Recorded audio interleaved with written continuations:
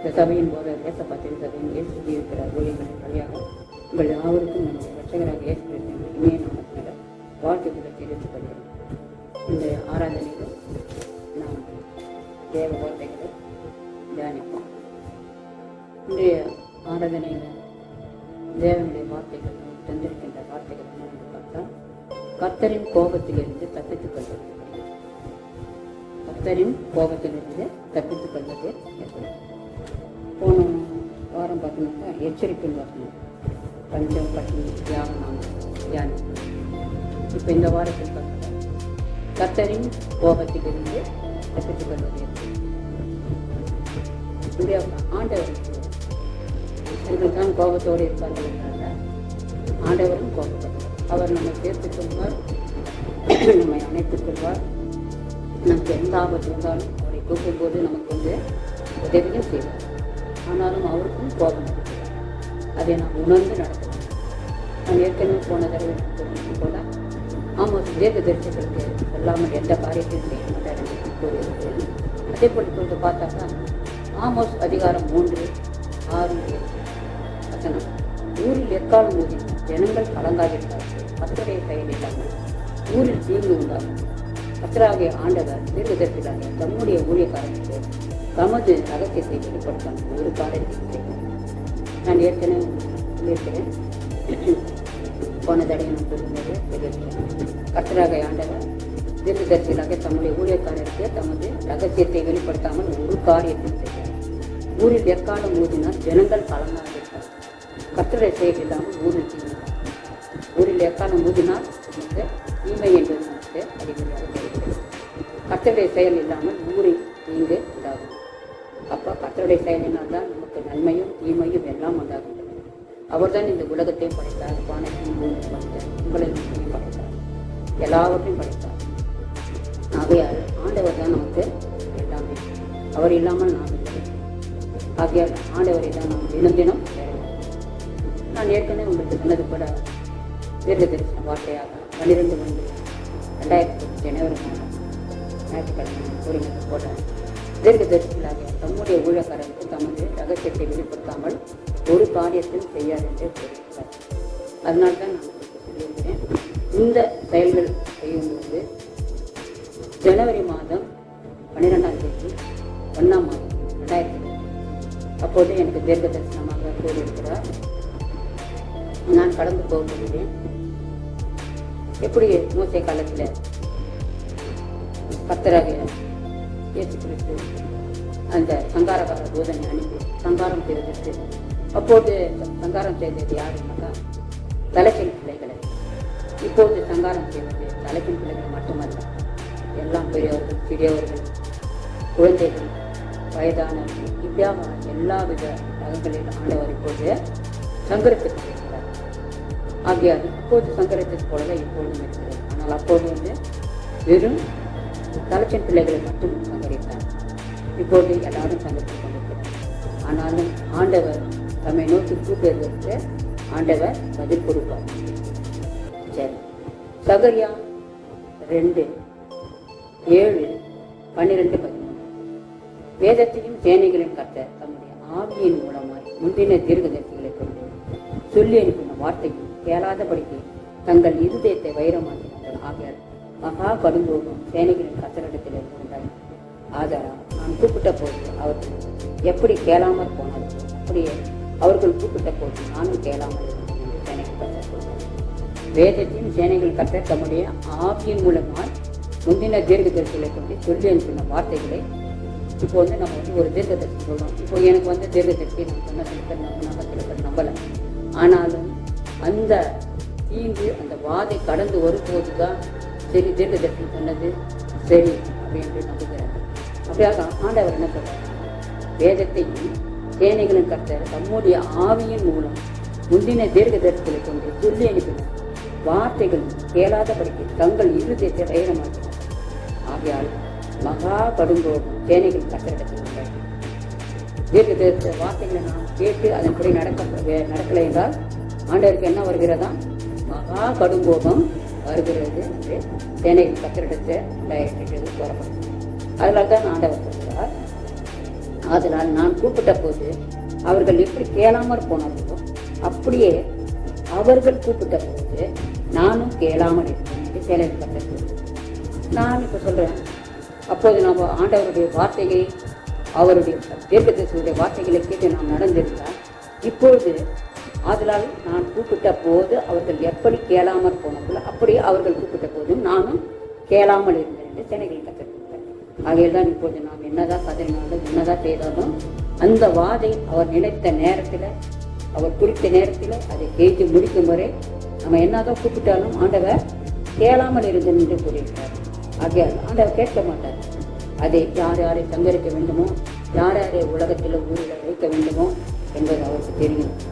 அவர்களை வைத்து மீதியானவர்களை அவர் சங்கரித்துக் அவர் சொல்ல ஆகும், அவர் கட்டளிட நினைக்கும். ஆகையால் நாம் என்ன செய்ய வேண்டும் என்றால் ஆண்டவருடைய வார்த்தையை தீர்க்கதரிசிகளுடைய ஆவியின் மூலமாய் முந்தின தீர்க்கதரிசிகள் கொண்டு சொல்லி அனுப்பின வார்த்தையை கேளாத படித்து தங்கள் இருதயத்தை வைரமாக்கினார்கள். ஆகையால் மகா கடும் கோபம் சேனைகள் கத்திரிடத்திற்கு உண்டாயிற்று. அதனால் நான் கூப்பிட்ட போது அவர்கள் எப்படி கேளாமல் போனாங்களோ அப்படி அவர்கள் கேட்ட போது நானும் கேளாமல் இருந்தேன் என்று சேனைகளில் கத்த சொல்கிறார். ஜப்பனியா 1:6-7 17 கத்தரை விட்டு பின்வாங்குகிறவரும் கத்தரை தேடாமல் அவரை குறித்து விசாரியாமல் இருக்கிறவரும் விபடத்தில் இராதபடி சங்காரம் பாருங்க. ஜப்பனியா 1:6-7 கத்தரை விட்டு பின்வாங்குகிறவரையும் கத்தரை தேடாமலும் அவரை குறித்து விசாரியாமலும் இருக்கிறவர்கள் இடத்தில் இராதபடிக்கு சொன்னார். அப்ப கத்தர் நம்மளை படைத்தார், வானத்தையும் பூமியும் படைத்தார், எல்லாவற்றையும் படைத்தார். அவர் படைத்த பூமியில நாம் ஆண்டு கொண்டிருக்கிறோம். எல்லாவற்றையும் படைத்து ஆதாமியாவளையும் படைத்து ஆதாமியாவலை யார் கையில் ஒப்படைத்தார்? பூமியை ஆதாம் ஏவாள் கையில் ஒப்படைத்தார். ஆனால் ஆதாமியாவல் யாரிடம் ஒப்படைத்து விட்டார்கள்? சாத்தானிடம் ஒப்படைத்து விட்டார்கள்.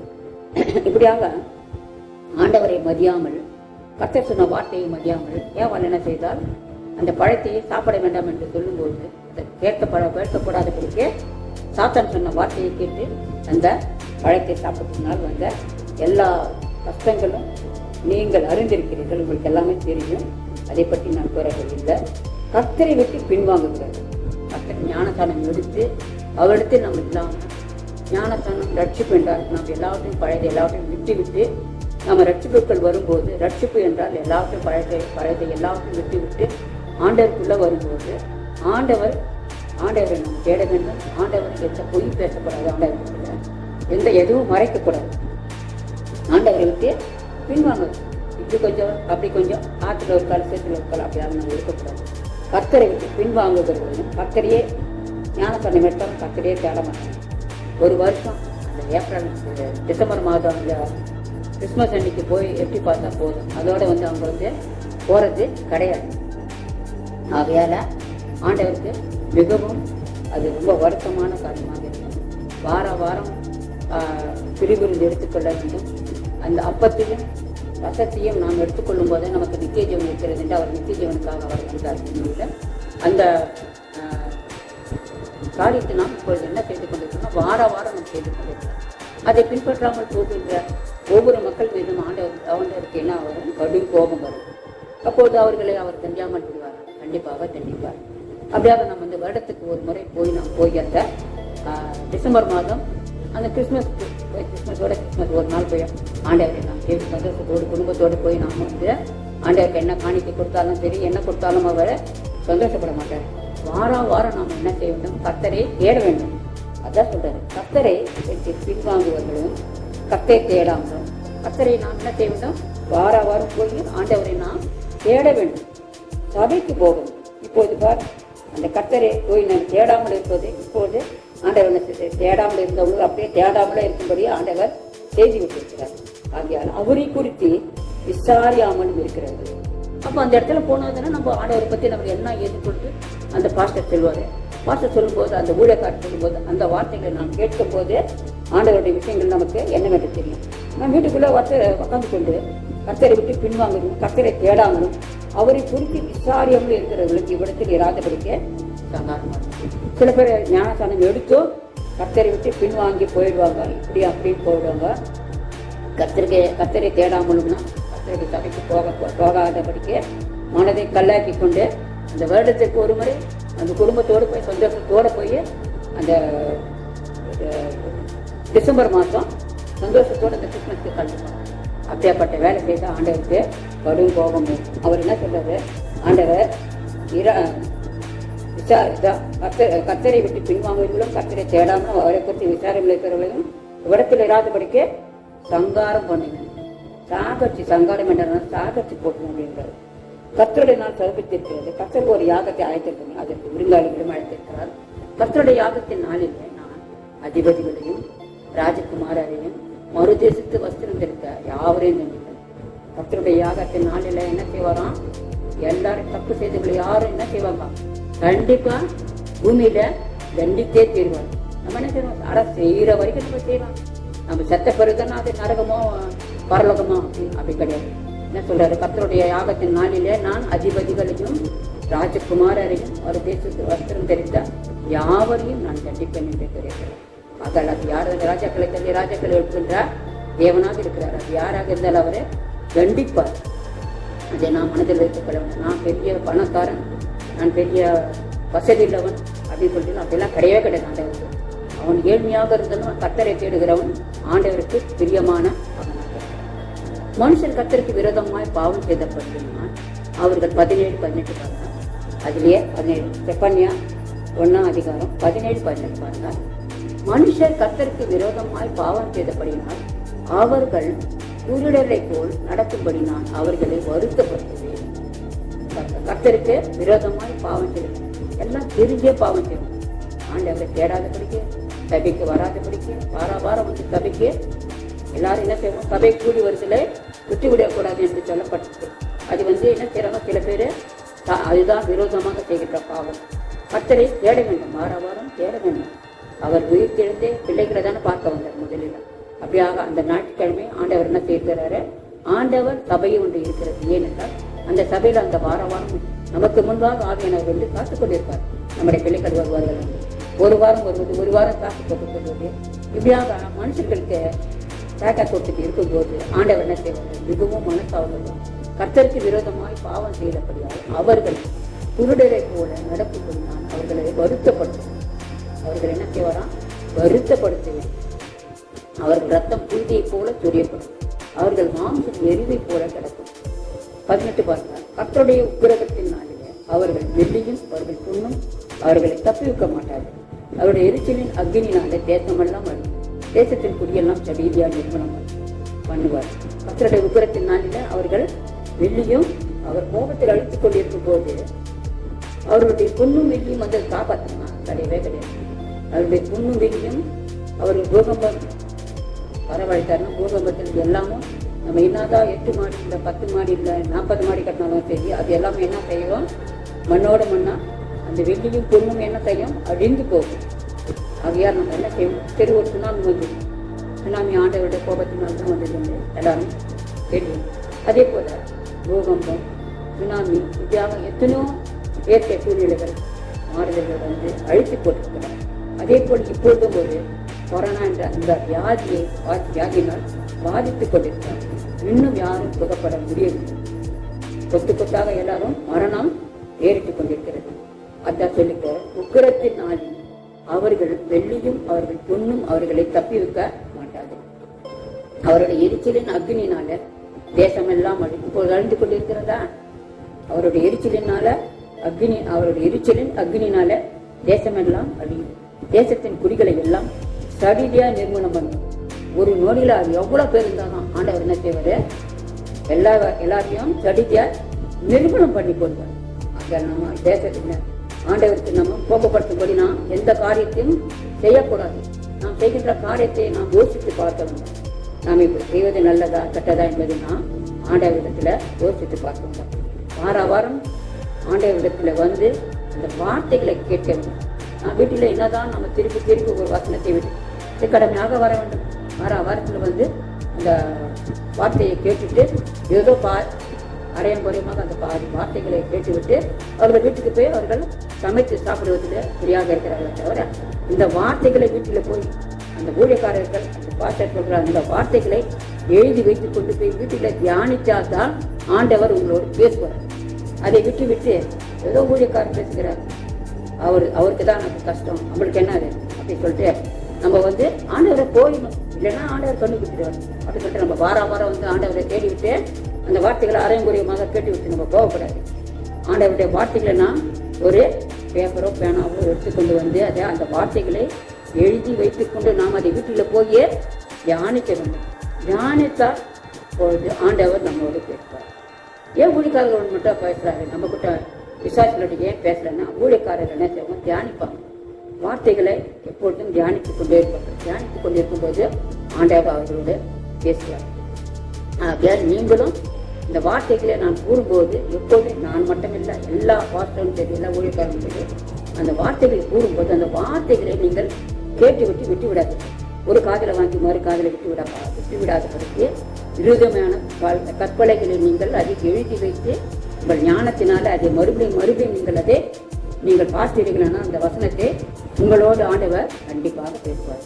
கர்த்தருடைய உக்கிரகத்தின் நாளில் அவர்கள் 18 பார்த்தீங்கன்னா, கர்த்தருடைய உக்கிரகத்தின் நாளில் அவர்கள் வெள்ளியும் அவர்கள் பொண்ணும் அவர்களை தப்பிவிக்க மாட்டார்கள். அவருடைய எரிச்சலின் அக்னியினால தேசம் எல்லாம் இப்போது அழைத்துக் கொண்டிருக்கிறதா தேசத்தின் குடிகளை எல்லாம் கவிதியாய் நிர்மலம் பண்ணுவார். சங்கீதம் அதிகாரம் 107, 19, 20. தங்கள் ஆபத்திலே கர்த்தரை நோக்கி கூப்பிடுகிறார்கள். அவர்கள் இக்கட்டுகளுக்கு அவர்களை நீங்களாக்கி ரட்சிக்கிறார்கள். அவர் தமது வசனத்தை அனுப்பி அவர்களை குணமாக்கி அவர்களை அழிவுக்கு தப்புறார். அப்ப ஆண்டவர் எப்படிதான் காப்பாற்றுறாங்க? அவர் என்ன செய்யறாரு, தங்கள் ஆபத்தில் நம்ம நோக்கி கூப்பிடும் போது அவர் என்ன செய்யறாரு, அந்த இக்கட்டுக்களை அவரு நீங்களாக்கி ரட்சிக்கிறார். எப்படி நீங்களாக்கி ரட்சிக்கிறார்?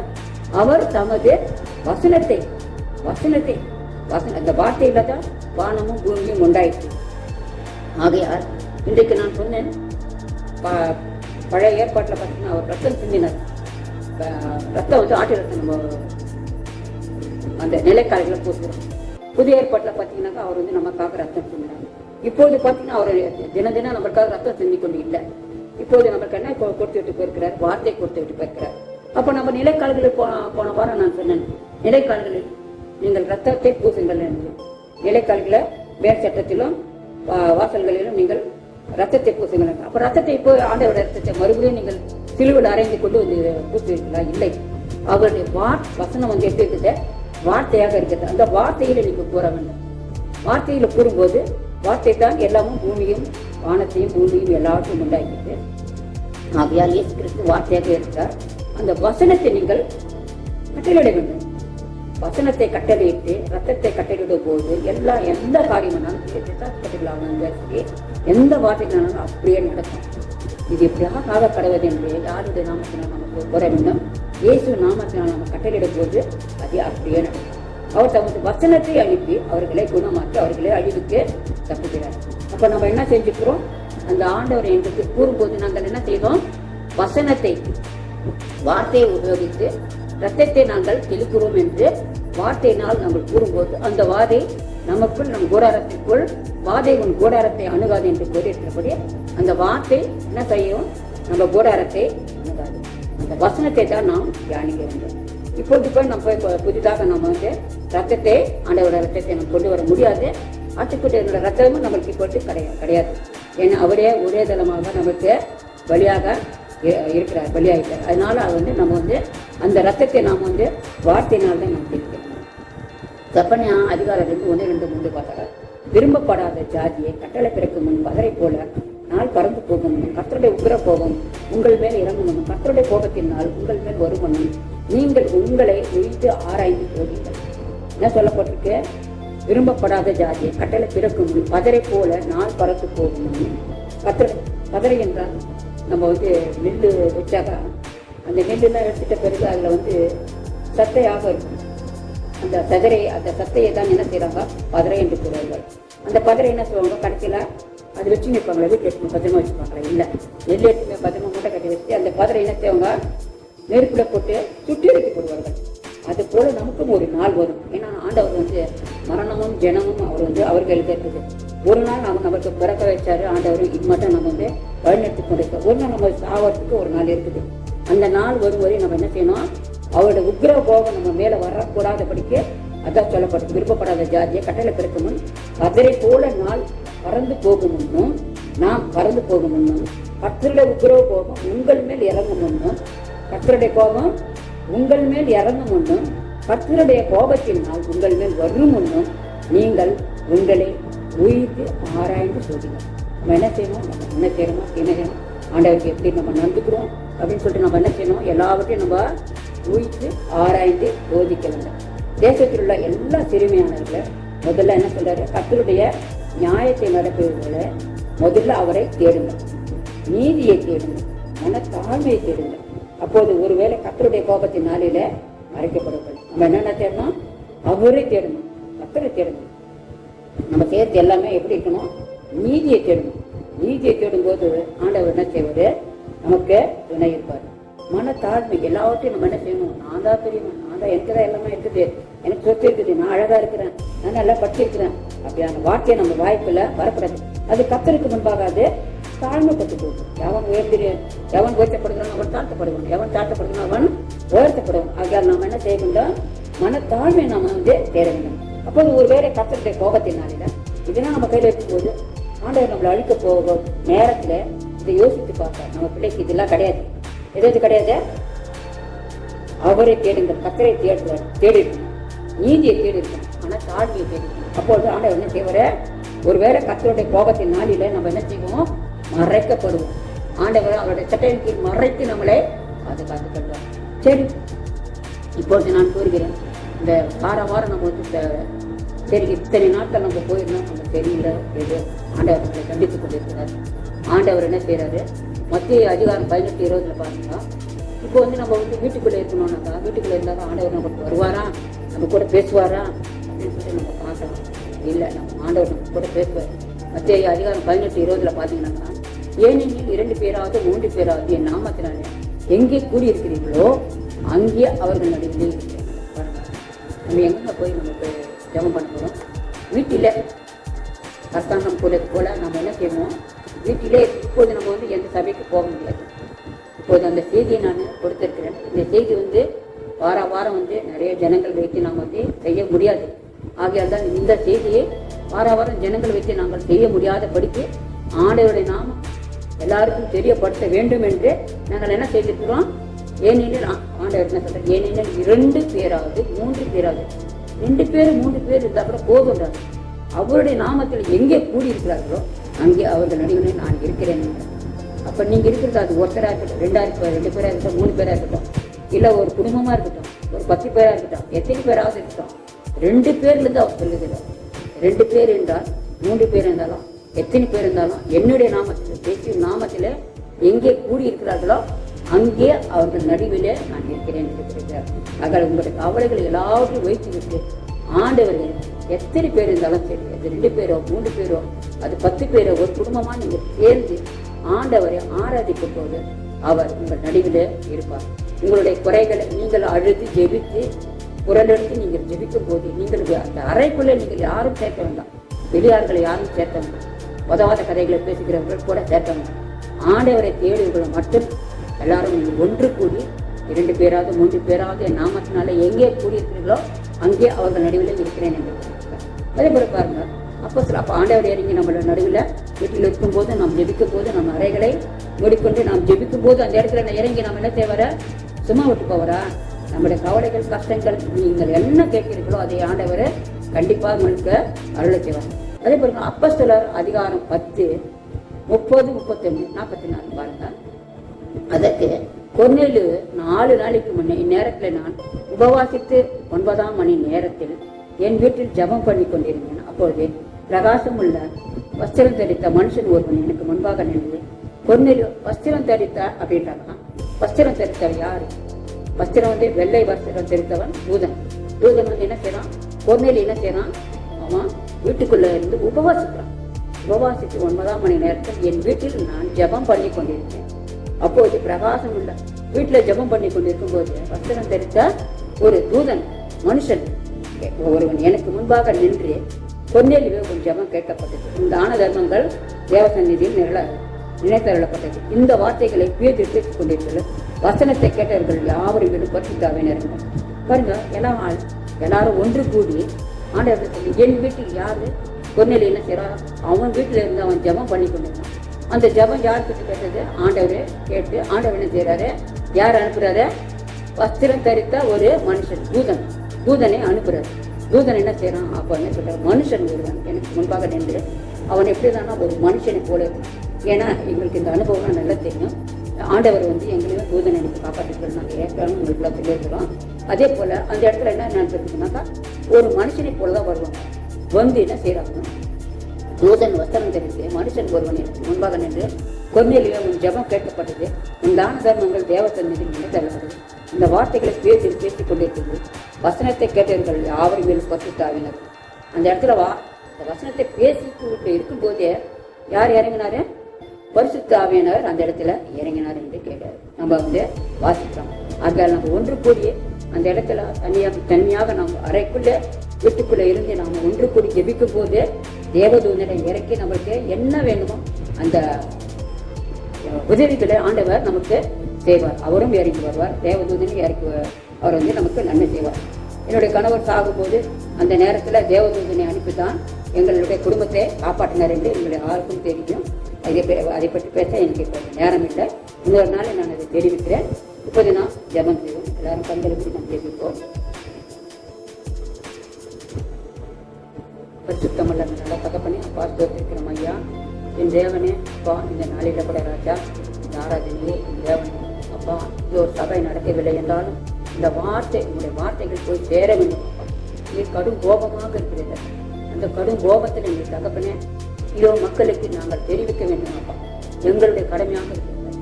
நாங்கள் ஒரு தீர்க்க தெரிவித்து ஒரு ஊழியக்காரர்கள் இருக்கிறோம். ஆகையால் தான் தகப்பனே இந்த வார்த்தைகளை உங்களுடைய பிள்ளைகளுக்கு நாங்கள் அறிவிக்க, இந்த வார்த்தைகளை நாங்கள் தெரிவிக்கணும். இந்த வார்த்தைகளை எங்களுக்கு நீ தந்த விளக்கத்திற்காக கொடுக்க ஒருபோதும் நம்முடைய பிள்ளைகள் எப்போதும் தகப்பனே கட்டப்பட்டு பாவப்படாத பிடிக்கும். என் தேவனே நீரே இறங்கி வந்து நம்முடைய பிள்ளைகளுக்கு ஒவ்வொருவரும் ஆசீர்வதிக்கிறார்கள். எந்த குறைகள் இல்லாத பிடிக்க இந்த கொரோனா வியாதி இருப்பவர்கள் ஒவ்வொருவரும் தகப்பனே எவ்வளோ பேர் மடிந்து போன தகப்பனே இன்னும் வியாதி இல்லாத படிக்க உங்களுடைய கடும் கோபம் அந்த பிள்ளைகள் மேல் இல்லாத படிக்க தகப்பனே எங்களுக்கு தெரிந்திருக்கின்ற அப்பா அந்த ஜபத்தை உம்மால் தகப்பனே தெரிந்து கொள்ளப்பட்ட பிள்ளைகள் யாவரும் எல்லாருக்காகவும் நாங்கள் ஜெபித்துக் கொண்டுதான் இருக்கிறோம் அப்பா. இந்த வாதையை நிறுத்தி அப்பா ஏதேன் தோட்டத்தை போல அப்பா நம்முடைய பிள்ளைகளை ஒருபோதும் கலங்காத படிக்க பிள்ளைகளோடு நீ இருந்து தகப்பனை வழி நடத்த வேண்டும் அப்பா. அப்படியாக நீ செய்ய போவதற்காக கொடுப்பா. ஆதாம் அவரோடு நீ இருந்திலே ரச்சா. அப்படியாக நீ எங்களோடு இருக்கணும்ப்பா. ஆபிரகாம் யாக்கோபு ஈசாக்கு இப்படியாக எலியாவோடு மூசையோடு எல்லாரோடும் இருக்கிறார்கள். அதே போல் தகப்பன் நம்முடைய கோபத்தை தணித்து அப்பா நீர் எங்களோடு இருந்து நீ வாசம் பண்ண வேண்டும் அப்பா. அப்படியாக நீ செய்ய போவதற்காக கொடுப்பா. நன்றி ராஜா அப்பா. இந்த வார்த்தைகளை பிள்ளைகள் கேட்டு பயன்பெறட்டமாக சுத்திருக்கணும். எல்லாவற்றையும் நாமத்தினாலே நடக்க